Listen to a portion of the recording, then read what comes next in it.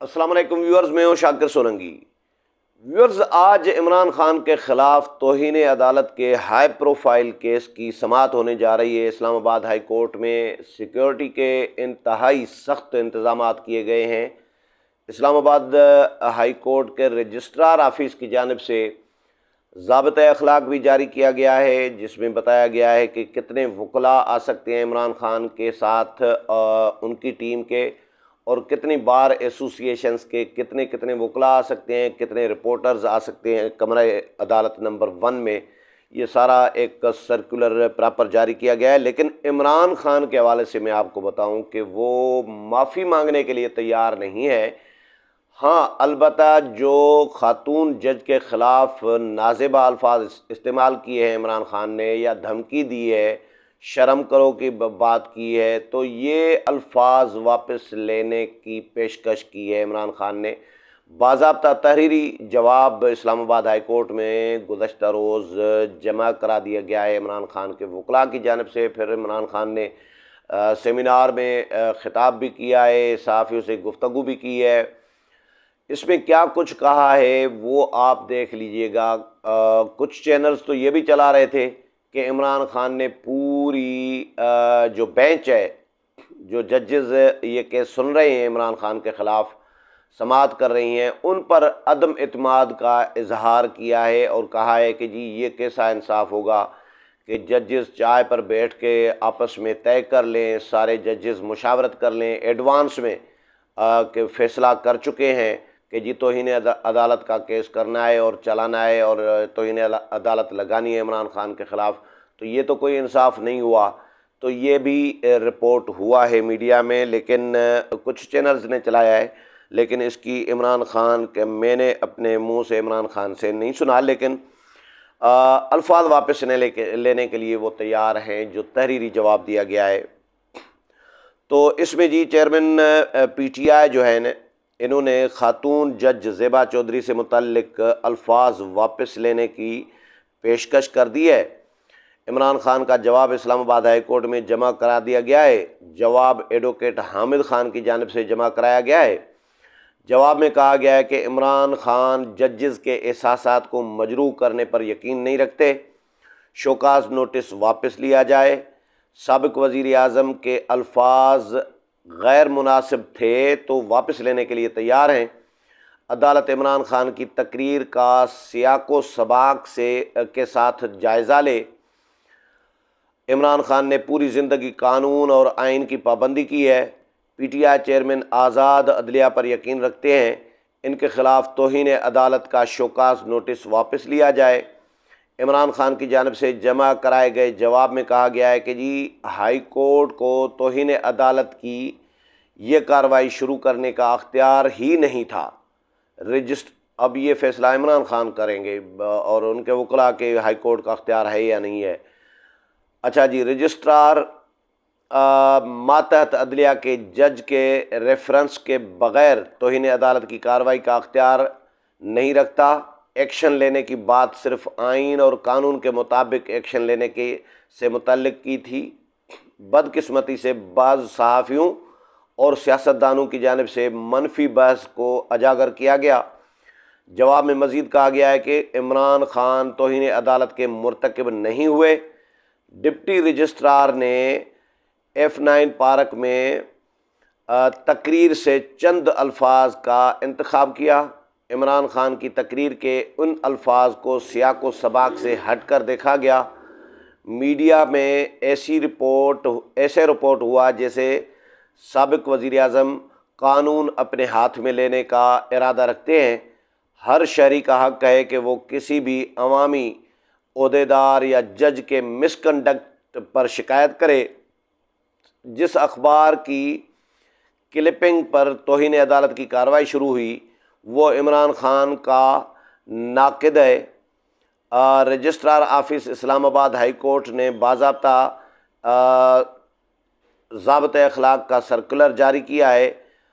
Circular کے مطابق court room number 1 میں انٹری رجسٹرار آفس کے جاری کردہ پاس سے مشروط ہوگی۔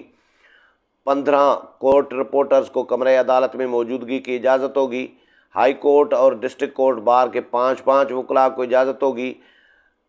سابق وزیر اعظم نے ایڈیشنل سیشن جج زیبا چودھری کو دھمکی دینے کے الزام پر درج دہشت گردی کا مقدمہ خارج کرنے کے لیے اسلام آباد ہائی کورٹ سے بھی رجوع بھی کیا ہے۔ عمران خان کی طرف سے درخواست شعیب شاہین، ایڈوکیٹ بیرسٹر سلمان صفدر اور فیصل چودھری کے ذریعے جمع کرائی گئی ہے۔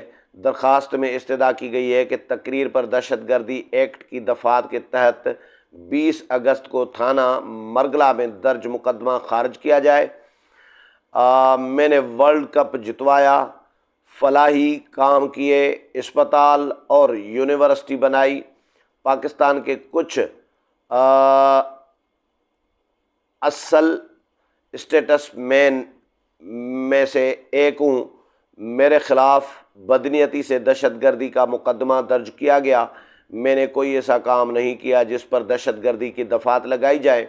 انسداد دہشت گردی کی عدالت میں سرنڈر کر چکا ہوں۔ عبوری ضمانت منظور کی گئی۔ مقدمے کے اخراج کی درخواست پر فیصلے تک ایف آئی آر پر کارروائی معطل کر کے تفتیش روکنے کا حکم دیا جائے۔ یہ ہو گئی جی عمران خان کا جو بیان یا جو موقف یا جو جواب ہے وہ جمع کرایا گیا ہے۔ آگے عمران خان نے سیمینار سے جو خطاب کیا اس میں یہ کہتے ہیں کہ جی میں نے 5 ارب روپے اکٹھے کیے ہیں 1 گھنٹے 1.5 گھنٹے میں، اور اب حکومت نے دیکھ لیا ہوگا کہ فارن فنڈنگ کیسے ہوتی ہے، پیسے کیسے آتے ہیں۔ حکومت نے ہماری فارن فنڈنگ دیکھ لی ہوگی کہ فنڈنگ کیسے آتی ہے۔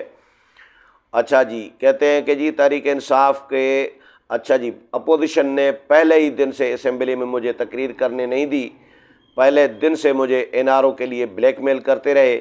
میری حکومت میں عدم استحکام پیدا کر کے پارلیمنٹ کو نہیں چلنے دیا گیا، سازشیں ہو رہی تھیں، مجھے ساری رپورٹس مل رہی تھی۔ نواز شریف کا بیٹا پہلے اور پھر نواز شریف بیان حلفی دے کر بھاگ گیا۔ کرونا آیا تو شہباز شریف لندن سے بھاگا اور لندن سے بھاگا آیا۔ شہباز شریف منہ پر ماسک لگا کر ایسے بیٹھا جیسے اسپیشلسٹ تھا۔ اب یہ انداز گفتگو ہے، سابق وزیر اعظم رہے ہیں۔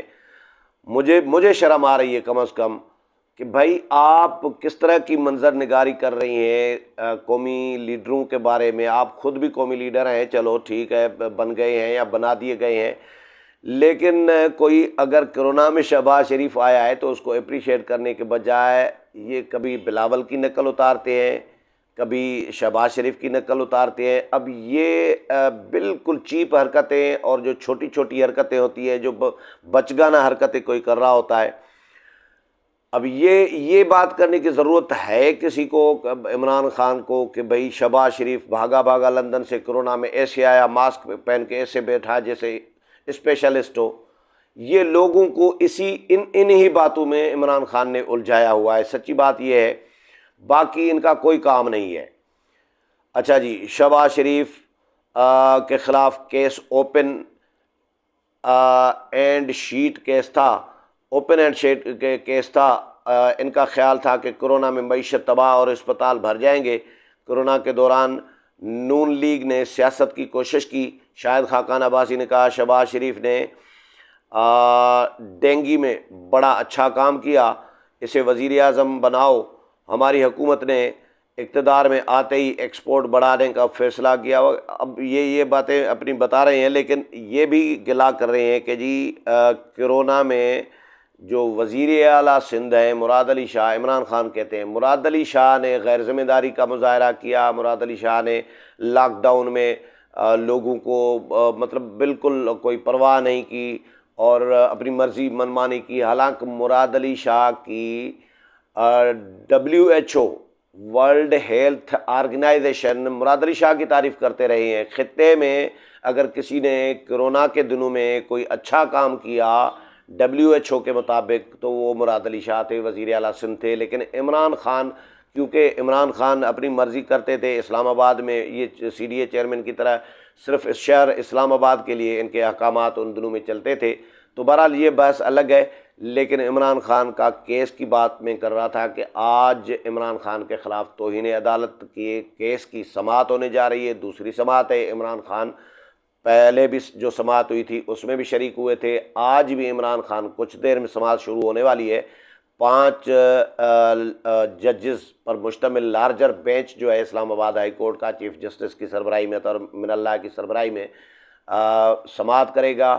سیکیورٹی کے انتہائی سخت انتظامات کیے گئے ہیں، اور پچھلی دفعہ بھی جب سماعت ہوئی تھی تو انتہائی سخت انتظامات کیے گئے تھے، بس صرف ریڈ کارپیٹ نہیں تھا، باقی اتنا بڑا پروٹوکول، سیکیورٹی اور کارکنان کی بڑی تعداد تھی، پی ٹی آئی کے کارکنان کی۔ لیکن آج اسلام آباد ہائی کورٹ کی جانب سے، رجسٹرار آفس کی جانب سے ضابطۂ اخلاق باضابطہ طور پر جاری کیا گیا ہے، اور بتایا گیا ہے کہ 15 وکلاء عمران خان کے ساتھ آ سکتے ہیں، 15 وکلاء لا افسران جو ہیں، attorney general, advocate general office سے، اور 5 وکلاء بار ایسوسی ایشنز کے، اور 15 صحافی رپورٹرز جو کورٹ رپورٹرز ہوتے ہیں، بیٹ رپورٹرز ہوتے ہیں، کورٹ کور کرتے ہیں، وہ آ سکتے ہیں۔ ان کے علاوہ کورٹ روم میں کوئی شخص نہیں آئے گا، اور جو بھی آئے گا وہ رجسٹرار آفس سے جاری کی گئی پاس لے کر آئے گا۔ پاس کے بغیر کسی کو کورٹ روم میں اندر آنے کی اجازت نہیں ہوگی۔